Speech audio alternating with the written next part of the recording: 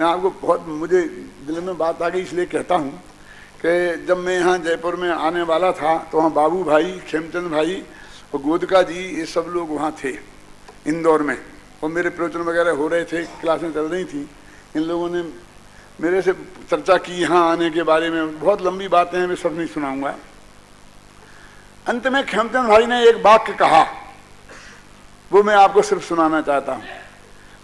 गोदका जी से कहा कि गोदका जी, मैं डॉक्टर भारिल्द की तरफ से एक गारंटी लेता हूं कि जैसा आपने काम सोचा है करने का, उसे 100 गुना अच्छा करके ये बताएंगे।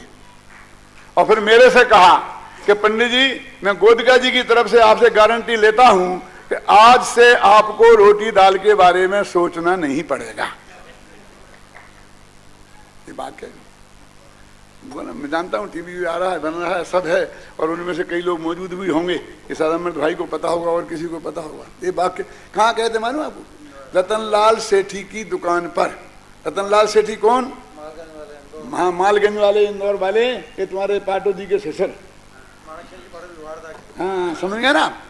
उनकी दुकान पर बैठ के कहा था। मुझे वो दृश्य भी याद है कि वो कैसे बैठे थे, ऐसे बैठे थे, मैं ऐसा बैठा था, गोदका जी ऐसे बैठे। मुझे वो सारा, वो मैं चित्रकार होता तो अभी चित्र बना के दे सकता था क्या।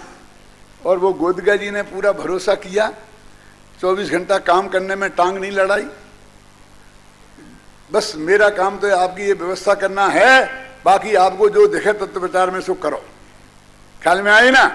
और मैंने प्रतिज्ञा की थी कि मैं कभी भी तनख्वाह बढ़ाने की बात तो बहुत दूर, लेकिन महंगाई की चर्चा भी किसी के सामने नहीं करूंगा कि जिससे लोगों को ये अंदाजा लगे कि थोड़ी महंगाई परेशान कर रही है पंडित जी को। उस लेवल तक मैंने उस बात को निभाया, किसी से एक शब्द नहीं कहा कभी कि मेरे को ये चाहिए। हुआ काम होता है। ऐसे सेठ चाहिए और मुझे ऐसे पंडित चाहिए,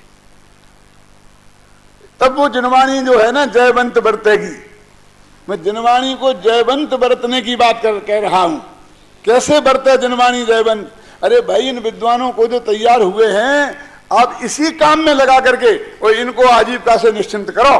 दूसरी जगह आजीविका दे करके तो निश्चिंत करने की बात हमारे गले नहीं उतरती है। समझ में आया कि नहीं आया? जो भी सोचना है इस बारे में सोचो, क्योंकि एक में लिख के तैयार किया, 10-5 साल में वो काम करता है और टाइम फिक्स हो जाती है। अब फिर तैयार करो, फिर तैयार करो। वो तो एक दफे लिखा दिए पादिये में तो 1000 वर्ग को निश्चिंत हो गए।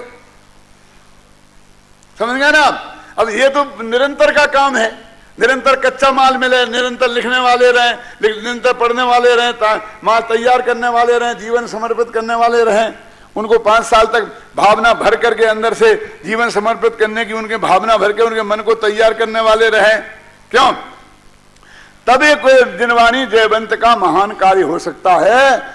कोरी अपने पढ़ लिया, अनंत धर्मणस्तत्वम पश्यन्ति प्रत्यगात्मना अनेकांतमयी मूर्ति नित्यमेव प्रकाशताम। नित्यमेव प्रकाशताम माने इस तरह वो निरंतर प्रकाशित रहे।